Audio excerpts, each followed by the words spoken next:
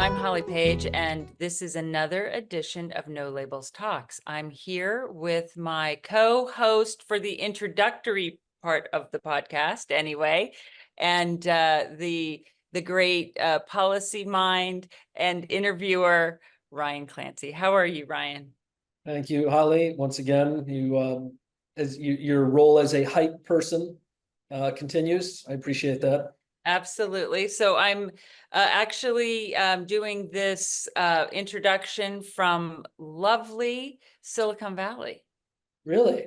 Yeah, we're out here spreading the good word of No Labels Works, and it's a community that understands and embraces innovators and disruptors. So we're right at home here, and it's been a terrific couple of days. So San Francisco, have you been in San Francisco like proper? We have, yeah, and everybody's talking about the mayor's race out here. It's very top of mind for a lot of, every meeting it comes up, and yeah, it'll be interesting to see what happens. Everybody's talking about the mayor's office here in New York, but for very different reasons. I know. Ay, ay, ay. Well, You you know know, what? I was saying this. There's actually a part of this I find refreshing because it's just like very classic, recognizable, old school corruption. mhm. It's just this is very familiar. So like it's Tammany Hall type corruption stuff. We've seen it before. I always thought, how members of Congress go to the Kennedy Center, at least Democratic ones do, to the Kennedy Center for a new member briefing. I always wanted to add on a segment to that called "You Will Be Caught." Yeah, You will be caught. it's Just a true. matter of time. They never learn. I know, I They know, always I think they're going know. to get away with it. Yeah, no, I know. Well, San Francisco, I'm from San Francisco. It is one of America's most beautiful cities. It has had a rough go. And I'm really hopeful that sanity and common sense will prevail, whoever best delivers that. And they'll clean it up, really, because it's a mess. Yeah, I know. I know. Yeah. So we had a great, interesting conversation today with a longtime friend, co-founder of No Labels. It was a reunion of sorts, Ryan, Dr. Bill Galston. It was, yes. So Bill was with No Labels even before I was. Bill was there at the very beginning. Bill was sort of the policy guru from the very beginning. So every time No Labels did a policy booklet, our 2016 guide for the next president, Bill was in the midst of all that, always as a volunteer, because his full-time gig is at Brookings. We love Bill. Bill took a break from us for a couple of years because he did not agree with the Unity Ticket project. Which is fine. People disagree in politics, but we always stayed on good terms with Bill, and we of course saw him over the summer at Senator Lieberman's memorial service, and we invited him to come back after he wrote a great column on the approaching national debt crisis. Bill Galston was really instrumental as well to the formation of the Democratic Leadership Council all those years ago that ultimately led to Bill Clinton's presidency. And he did something really important that I know that we at No Labels are thinking about right now. He helped define the problem of why the Democratic Party had lost 3 presidential elections in a row. And co-authored with Elaine Kmark, he wrote something called The Politics of Evasion, which was reality therapy for the Democratic Party, and took a really tough look at what was happening. And I can see for whichever party loses in November, there will be a need for the losing party to do something similar. And it reminds me of the old adage that, defining the problem is 95% of any given challenge. Einstein always said if he had an hour to solve a problem, he'd spend the first 55 minutes defining the problem and then coming up with the solution. So it was great to see him back, and I thought it was kind of a sobering conversation about the debt, and but it was an important one. Well, it's because no one cared. Look, we talked about this with Steve Ballmer last week. We're going to talk about it again next week. Nobody is talking about this on either side. We of course have the debate between Walz and Vance, the VP debate next week. Hopefully they will talk about it. But it is amazing the extent to which both campaigns, every week, they come out with some new tax cut or program they're going to give to people. And at no point does anybody stop them and say, how are you paying for this? This is not even a discussion we have. Yeah, exactly. And it does really bring my thoughts back to Ross Perot and the role he played in helping American voters connect their own interests and their own livelihood and, communities to this larger issue. So clearly we need an updated version of that so people can understand why it matters in their everyday life. Yeah. I mean, historically, people on the right tend to talk about the debt issue more. But, if you're a Democrat, you got to realize this year we're going to spend more on interest payments than we are on funding the Defense Department. So, the implication of that is if you care about medical research or education or healthcare or any number of things that the government funds, over time, if we don't get a handle on this debt, there's just going to be less funds available for government to do those things. So liberals should very much care about this issue every bit as much as conservatives. Totally agree, obviously. And what Bill Clinton and that whole effort found when they were debating Ross Perot really about it was that for many Americans, it's not an economic issue. They don't view it from the macroeconomic lens of the country. It's really a moral and values issue. They know it's fundamentally wrong to continue to spend more than you take in. And they can't get away with that in their own lives. And they resent representatives who leverage the future and never seem to pick up the tab. So I think I think the conversation is ripe, especially for the types of voters who are attracted to no labels, to help, demand that there's a new conversation about the fiscal instability that the last several years have put us into. Yeah, absolutely. Well, look, this is great conversation with Bill, who walks us through both the political and policy landmines that you have to walk through to deal with this debt issue. Then we get to some great questions from our community. So everybody enjoyed this week's edition of No Labels Talks with our old friend, Dr. Bill Galston. Ryan, I do want to say one other thing.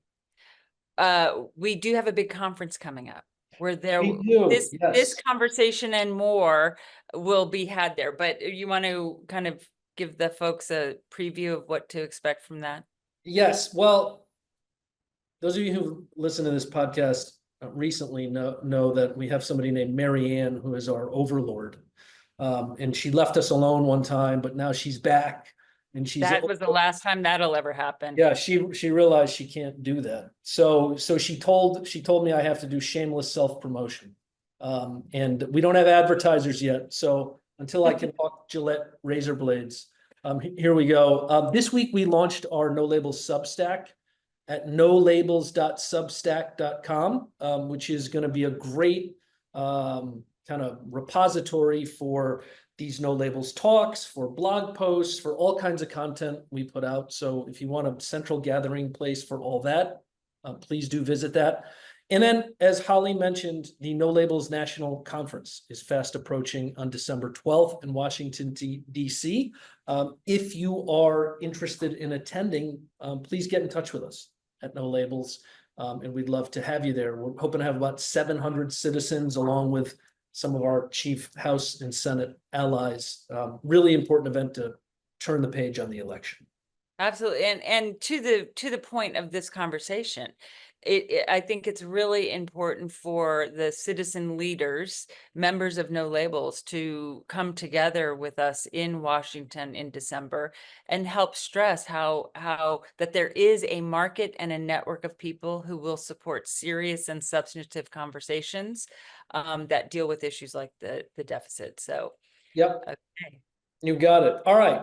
With that out of the way, everybody enjoy this week's No Labels Talk with Bill Galston.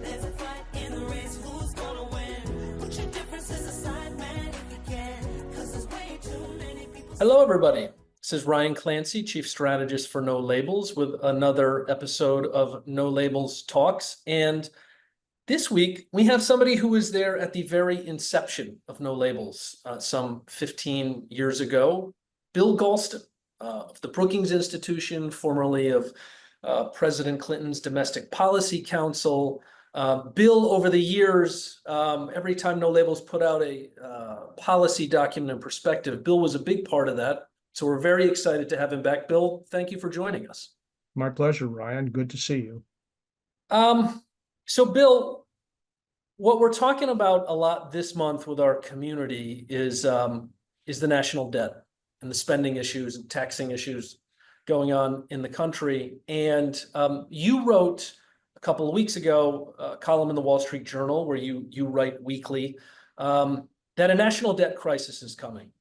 And I want to read you something, Bill. This is a quote from Hillary Clinton as Secretary of State in 2010, when she said, "We cannot sustain this level of deficit financing in debt without losing our influence, without being constrained in the tough decisions we have to make. We need to make the national security case about reducing the deficit and getting the debt under control." Now, the reason I read that is because when she said that, our debt was $13 trillion. And it was about 2/3 of the size of our overall economy. Whereas today, it is almost the entire size of our economy, and it is more than double. So my question is this: there's been a lot of people warning about the dangers of our debt for a long time. Why is this time different? Well, it depends, Ryan, on how you define this time. Let me begin my response with one of my favorite quotations, from the great American writer Ernest Hemingway's arguably greatest book, The Sun Also Rises. And a couple of American expats in Spain are having a conversation, and Bill asks Mike, "I hear you went bankrupt. How did you go bankrupt?" And Mike replies 2 ways: gradually and then suddenly. Okay, and so I am not predicting that we're going to fall off a cliff tomorrow. What I am saying is that we are on a trajectory which in the long term is not only, as former Secretary of State Hillary Clinton said, going to narrow our options, but at some point we're cruising for a bruising, because economic sentiment can change on a dime. And if there comes a time when the rest of the world, which holds a great deal of our debt, decides that we're no longer the most reliable debtor in the world, and maybe we won't be able to repay it as promised, they'll turn their backs on us in a hurry. Yeah. And if that happens, and we're forced to finance the debt out of our own resources, we will have interest rates and a recession, the likes of which we haven't seen for many decades. So, Bill, let's talk about why we're in this situation, why the debt is as high as it is. And just so we're precise on terms, the debt is the accumulated pile of IOUs we've put together over the course of our nation's history. Mm-hmm. The deficit is the difference in any given year between money in and money out. The deficit this year is approaching $2 trillion. And yet, in this campaign, you don't really have either candidate talking in serious terms about how they would get this under control. So the question, Bill, is this: what primarily explains why we have chronic deficits and why we have such big debts in America right now? Well, I can answer that question, by referring to our history. You mentioned that I served in the Clinton administration, and I'm proud of it. And one of the reasons I'm proudest of it, that for 4 consecutive years in Bill Clinton's second term, the country was actually running budget surpluses. And as a matter of fact, in the spring of 2001, right after Clinton's term had ended and George W. Bush took office, the then, head of the Federal Reserve Board, Alan Greenspan, gave testimony to Congress in which he was wringing his hands about the consequences of paying off the national debt and how that would complicate various sorts of international economic transactions, et cetera. So we're talking about something that's happened in the past 2 decades, because we were on a very different track 2 decades ago. And one of the things that's happened is that we've gone through major rounds of tax cuts, which have restricted the revenue base of the country. And at the same time, the kinds of spending restraints that were observed during the Clinton administration, and there were various budget devices that were used to enforce those restraints, those went away. And both political parties, for different reasons, had an interest in raising spending for the things that they cared about the most. There's a third thing, and this has not changed. We are an aging society.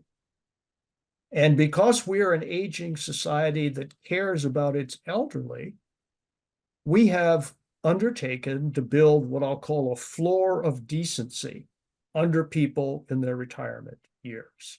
And we do that principally through very expensive programs called Social Security and Medicare, and to a considerable extent, Medicaid as well, because nursing home bills are paid out of Medicaid.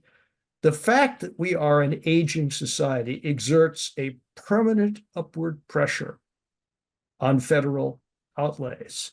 So the only way you can keep federal outlays constant as a share of GDP is by cutting everything else quite dramatically, which nobody wants to do.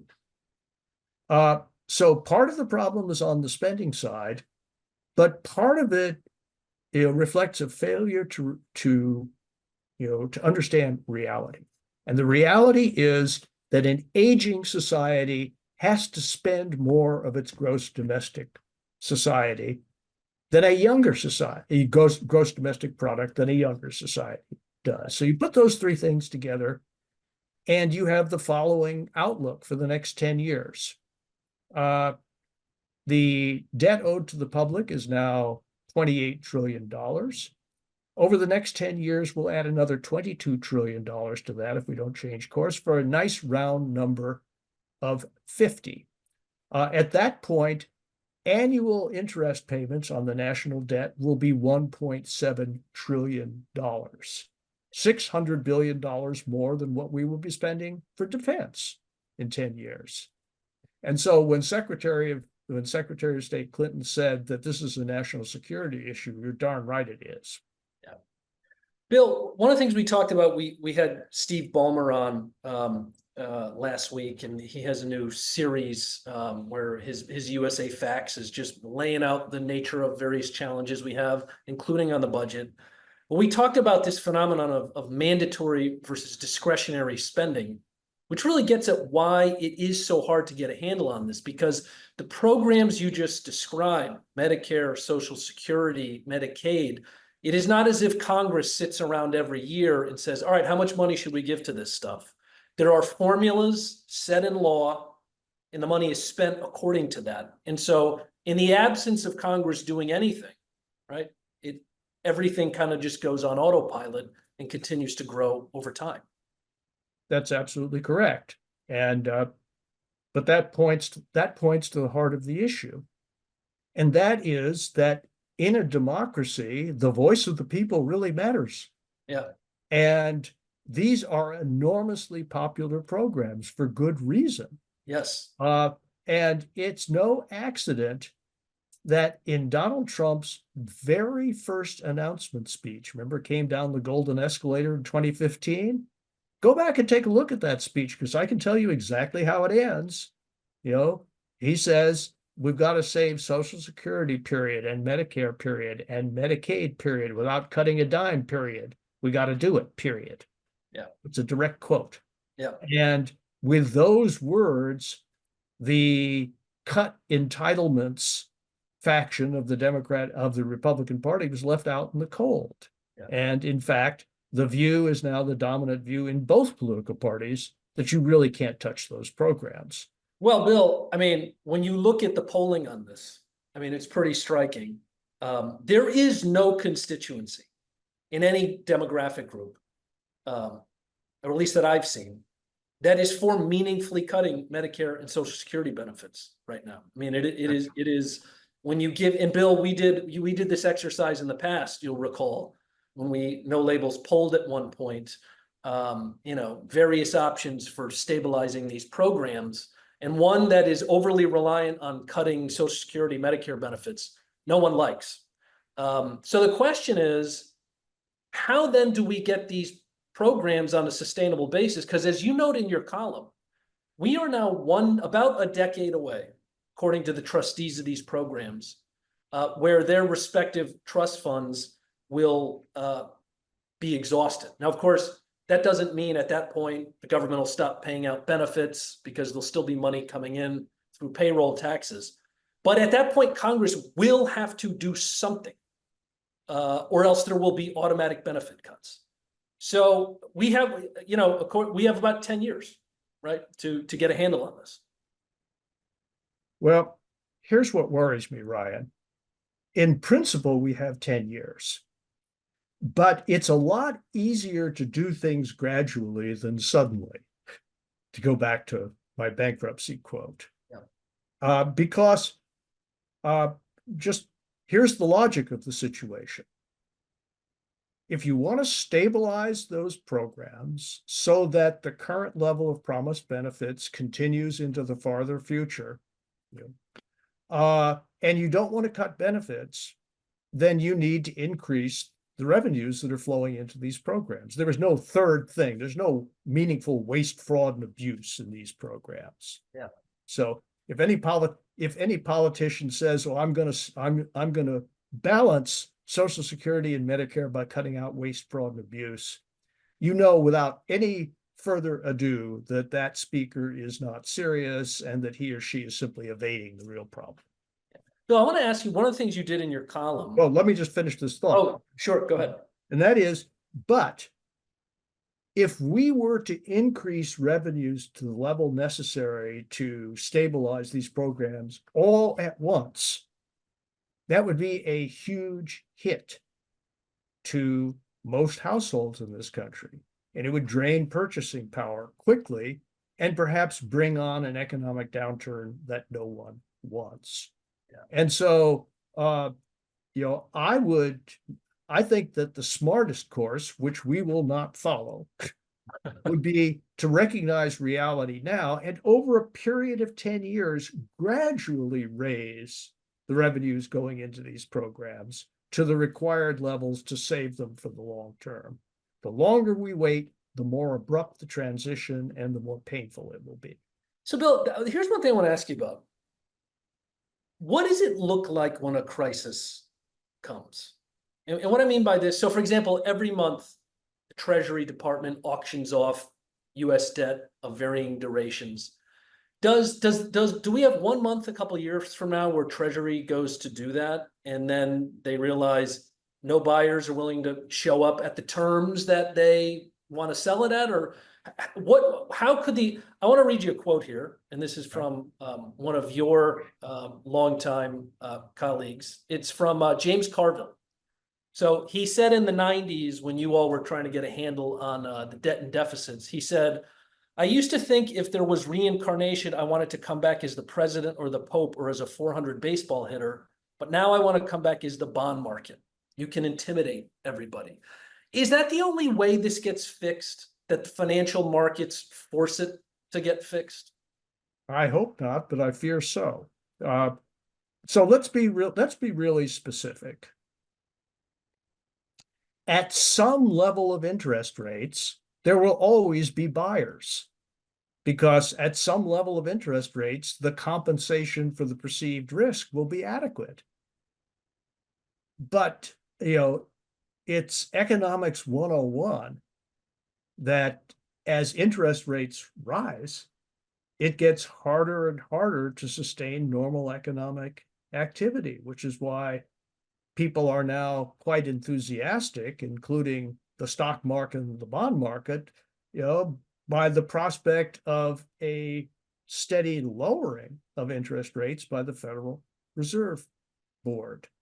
Right now, 2-year Treasury bills are commanding an interest rate of about 3.6%, which is neither high nor low by historical standards. But if people thought that there was a chance that they wouldn't get their money back, the interest rate needed to compensate them for the risk would be 2, 3, or even 4 times that. And what is the risk?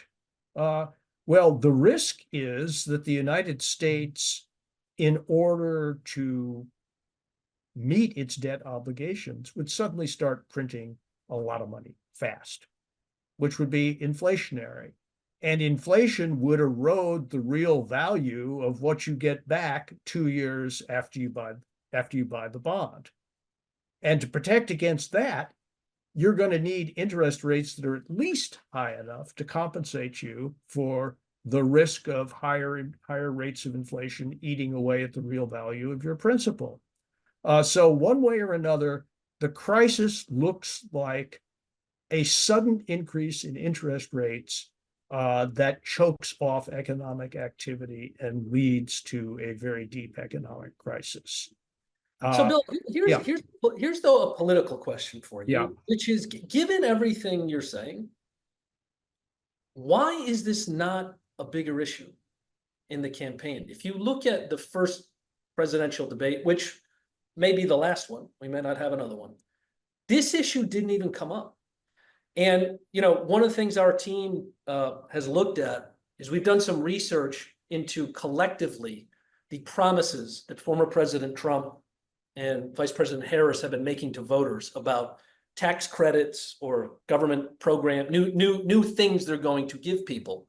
And it's really like that episode where Oprah just gives everybody a car. So on the one hand, we have this gathering, financial problem. On the other hand, we are running a presidential campaign that is operating as if that problem doesn't exist. And why is that? Well, to start with, one reason that the candidates didn't say anything about the budget deficit and the national debt is that nobody asked them.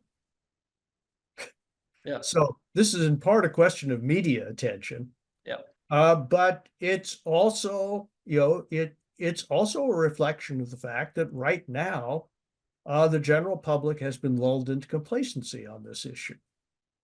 And it's not just that nobody's ringing the alarm bell, but also, to go all the way back to the beginning of this conversation, that a lot of people issued dire warnings about the effects of the budget deficit and the growth of the national debt, and led people to believe that you could forget about the gradually part, that it would happen suddenly. That was a mistake. And it's a mistake now that I think we're paying for. In that, if you yell fire often enough and nobody can even see smoke, people will stop believing that there's any danger. Yeah. So we do have a credibility problem, which is worrisome because it makes me fear that we're going to have to get perilously close to a crisis before the political system overcomes its lethargy, inertia, and understandable skepticism and gets to work on an issue that is bound to inflict pain on a lot of people either way. Bill, one thing that was striking about your last column is you do a little back of the envelope math at the end about what it would take for us to get back to a sustainable path. And I want to emphasize sustainable. In other words, the possibility of us returning to the late 90s, that ship has sailed. We are not going to balance in a year, money in and money out. You were just talking about what would it take where the debt would stop growing faster than our ability to service it through economic growth. Walk us through the math on that. So just to stabilize our debt, what needs to happen? Well, let me over the next 10 years, the debt held by the public, which is what I'm calling for short the national debt, is projected to rise from 99% of GDP to 122% of GDP. So the question is, what do we need to do to stabilize it at current levels? So that you're not, you're talking about something like 100 or maybe 105, depending on when we start doing this, as opposed to 122. And if we do that, then interest payments will stop growing as a share of the budget and the gross domestic product, unless interest rates rise a lot for other reasons. But let's forget about that. As I mentioned previously, we're now on course to increase the national debt by $22 trillion over the next 10 years.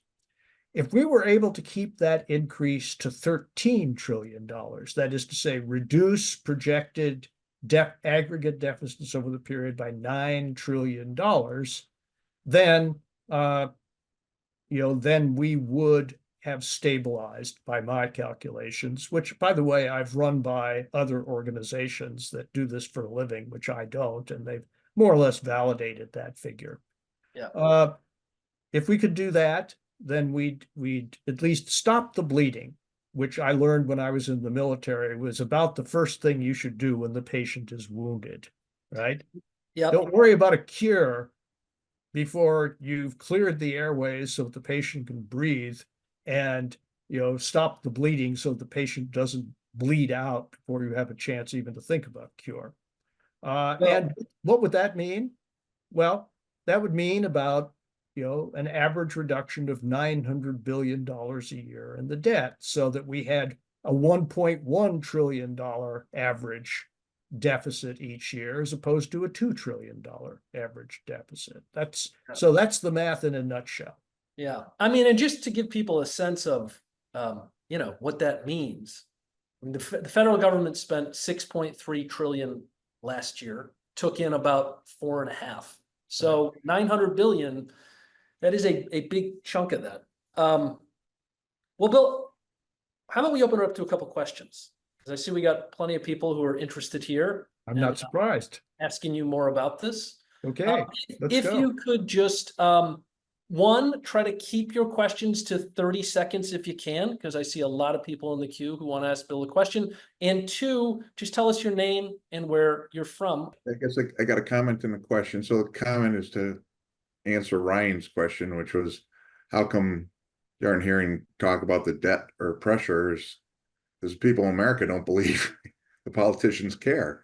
They've seen every single president this century, spend. So I don't think people believe it anymore. They know whatever candidate runs is gonna spend. So that I do have a question though. So you did mention that printing money and causing inflation would be what would end up happening in the end. Over the last 10 years or so, we've heard a lot of politicians and a lot of economists try to claim that printing money was not inflationary. Can you share your thoughts on that? Is spending money, government spending, printing of money, when is or isn't it actually inflationary? It does. It depends on how much of it you do. We did have a period of a substantial rise in inflation in recent years. And there are a lot of different accounts of why that happened. But I'm in favor of an all of the above menu of explanations. And one of them is that we increased the money supply far more than the supply of goods and services that could be purchased with it. And the result was that contributed to inflation that would have occurred to some extent for other reasons. So I don't agree with the economists, who say that it doesn't matter how much money you print. And as a matter of fact, the economic school called modern monetary theory, which is in favor of ignoring the budget deficits and just printing money, that school acknowledges that inflation is a constraint on that policy. And that if you print money to an extent that prices start to outrun, the supply of money starts to outrun the feasible supply of goods and services, that's a reason to rein in money creation. So so it's like a lot of other discussions. If we don't agree on the underlying facts and causal mechanisms, it's very difficult to move forward. And I'm going to rest my arguments on the proposition that printing too much money contributes to inflation until somebody can give me a really good evidence-based argument that that's not true. Thanks, Bill. Cynthia. Hi, you mentioned at the very beginning that this 25-year-old problem has multiple causes, including tax cuts and some loss of budgetary constraining mechanisms. And then you mentioned the last one that we cannot control is that we're an aging population. Isn't this one of the primary arguments in favor of a robust immigration policy? In my book, it is, but clearly there are other considerations at work, in the immigration policy debate. And some of them are cultural. Some of them have to do with community impacts.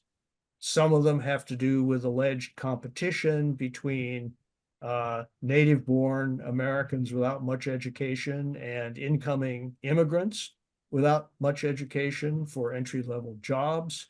But I happen to believe that we need both fundamental immigration reform and a steady flow of desirable immigrants into the country. And by desirable, I mean, above all, people who are capable of making an economic contribution to the well-being of the country. Our neighbor to the north, Canada, had a very, very unpopular immigration program in the mid-1990s until they reformed the situation fundamentally and made it merit-based and looked at the skills and other potential contributions of immigrants to their country. And they now have a high level of immigration, but it's very popular with Canadians because they see it as in the national interest.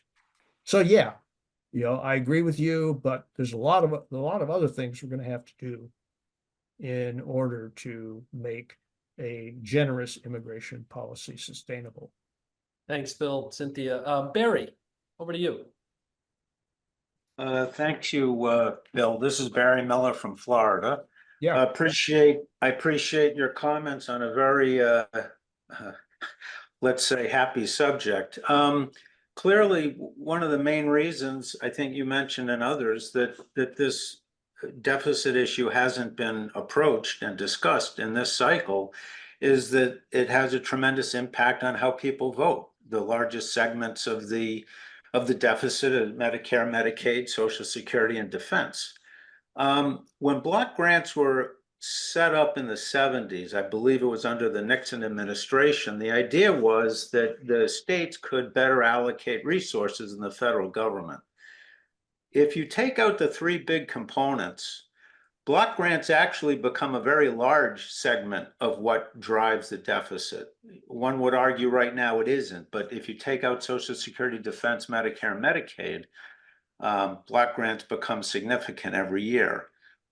If we're at a point where voters aren't going to vote for either cutting spending in these three big blocks or raising taxes, why not go back to the original philosophy of block grants and make the people and the states understand and help fix this problem? Take the block grants out, let the states deal with it on their own revenue and spending sides. It would raise, I think from what I read, somewhere between 500 billion and $1 trillion a year. What are your comments on that? Well, what you're basically talking about is wiping out nearly all of what's called the domestic discretionary budget. That's how you would get that much money. And I think you would quickly discover there are reasons, not only policy reasons, but also public opinion and political reasons, why so many of these programs exist. And I am not confident that you would get very far by going down that road. And there are areas where the federal government, I think, is in a better position than the states for all sorts of reasons to take the lead. But I do agree with you that we need a fundamental rethinking of what's usually called federalism in this country, and the allocation of fiscal and program responsibilities among our different layers of government. And that's a long overdue discussion. It could lead to a significant reallocation of responsibilities in the direction of the states. The late Alice Rivlin, one of the great experts on fiscal matters, wrote a very important book decades ago in which she said, look, if you look at it from a policy standpoint, the federal government ought to be taking over some of the functions now performed by the states, and the states ought to be taking over some of the functions now performed by the federal government. And I would welcome that debate, but it's not politically an easy one. Phil Heller, Towson, Maryland. This actually deals with a piece that Phil Graham had in the Wall Street Journal on September 11th. I'm not sure if you're familiar with that, titled "Welfare is What's Eating the Budget," where he pretty much takes it apart and he says that means-tested social welfare spending totaled $1.6 trillion in 2023, and he demonstrates that substantially higher than what the part of Social Security and Medicare that aren't funded by payroll taxes are. So, in part, are we looking at the wrong thing here when we're looking to save some money? I don't think so. I mean, Phil and I both write for the same newspaper. I've met him. I've had an active email conversation, exchange with him. You get to that figure that Phil cites principally by including Medicaid among the means-tested programs. And so to a first approximation, if you perform the budget cutter's version of Willie Sutton's old maxim when he was asked why did he rob banks, and his answer was that's where the money is, then the first place you'd look is Medicaid. And I think it would be a very interesting conversation, to talk about cutting Medicaid. And I'm not convinced that as a political matter, you'd make very much progress on that. For the same reason that you wouldn't make too much progress on another means-tested program that's large, namely what used to be called food stamps. Without directly contradicting Phil's statistics, I don't agree that it's a larger problem than Social Security and Medicare, unless you assume that all of those means-tested programs are unnecessary, a proposition that I think most Americans would disagree with. So yeah, there's some progress that you can make. Right? For example, if you wanted to impose work requirements on both Medicaid and food stamps, you might get some people off the rolls that way, but even that modest step is very controversial. So I wouldn't oversimplify the problem.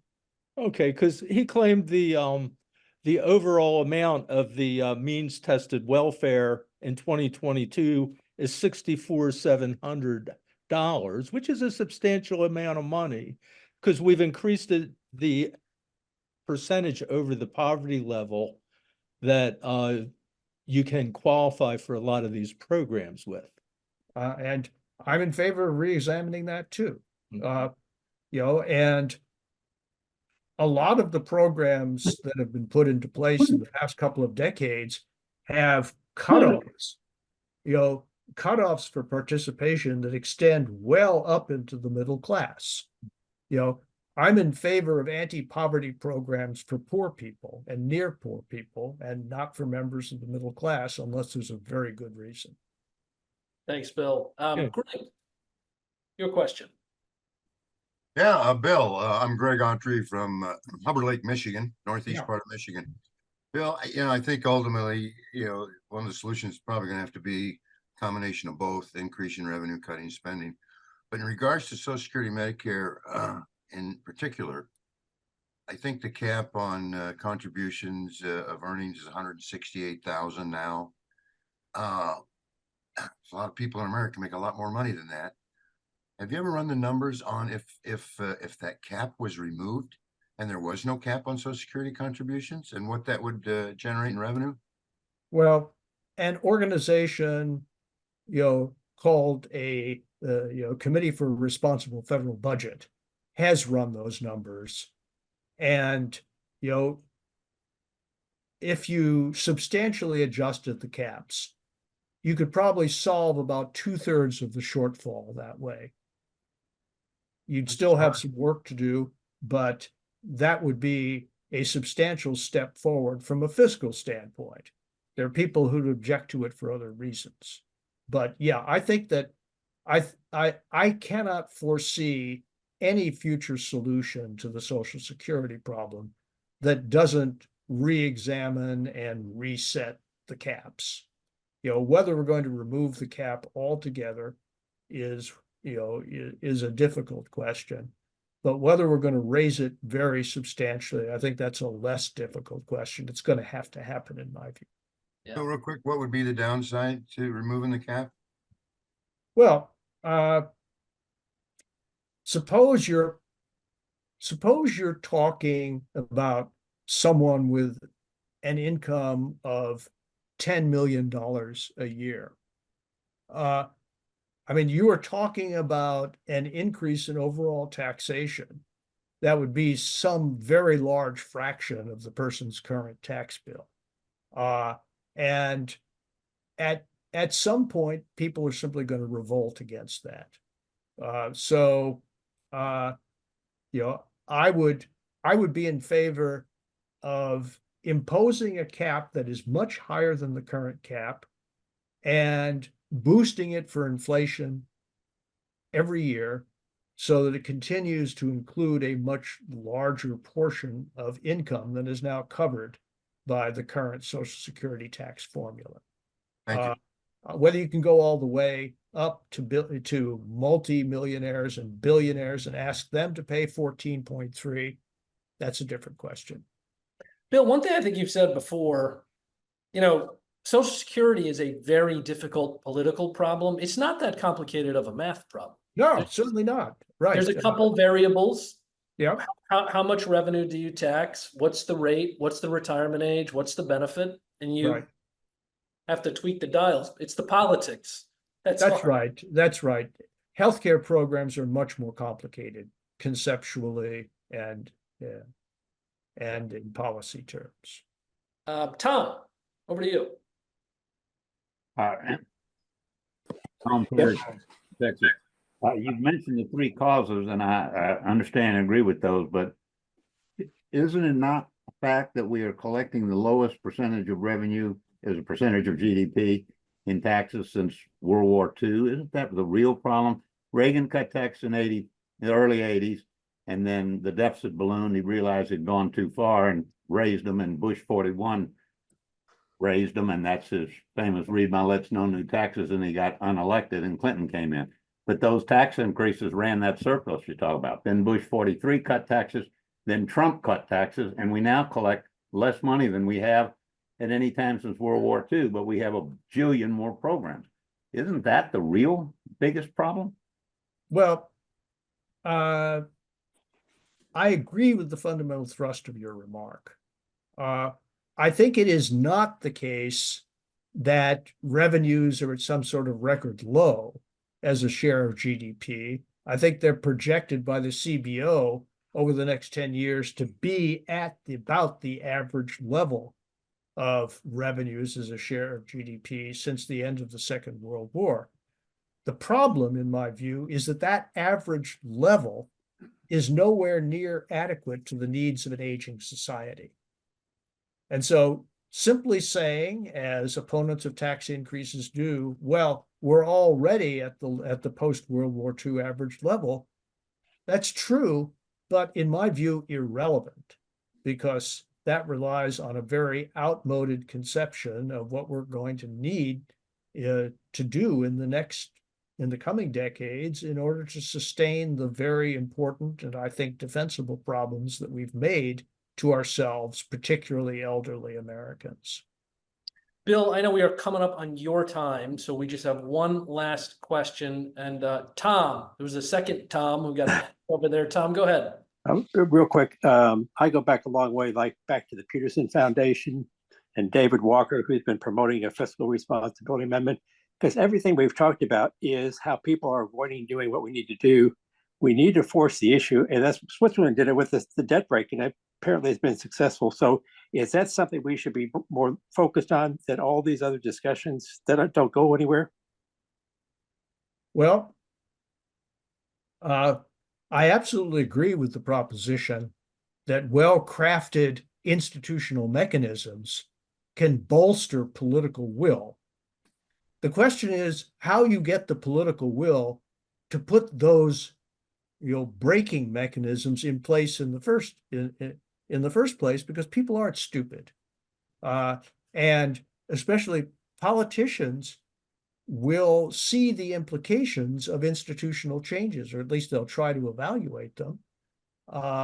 And successive attempts to get the Congress of the United States to support a balanced budget amendment and send it to the states have failed.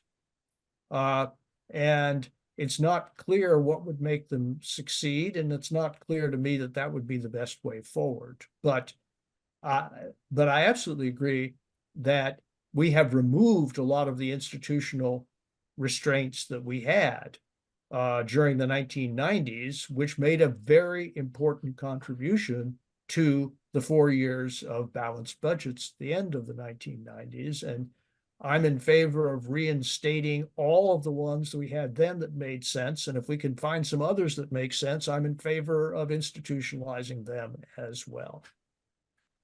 Thank you, Bill.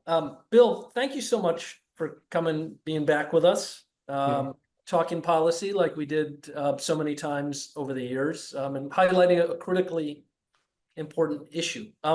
For those of you who subscribe to the Wall Street Journal, Bill's column is in there every week. I would really invite you to read it. We will be doing a lot more on this issue, the debt in our nation's finances, including No Labels Talks next week. So until then, everybody have a great week, and thank you so much for joining us.